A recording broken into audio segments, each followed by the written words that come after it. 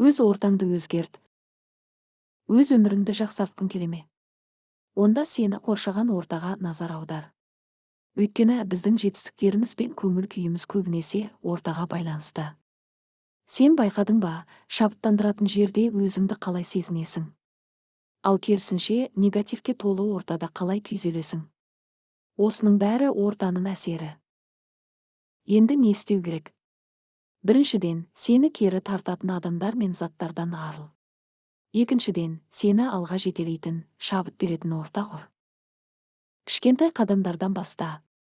Үйіңді ретке келтір, жаңа хобби тап, мотивирлейтін кітаптар оқы. Жаңа позитивті адамдармен таныс. Сен өзіңнің қалай өзгергеніңді байқайсың. Көңіл күйің көтеріліп, өмірге деген құштарлығың артады. Өзгерістерге дайын бол.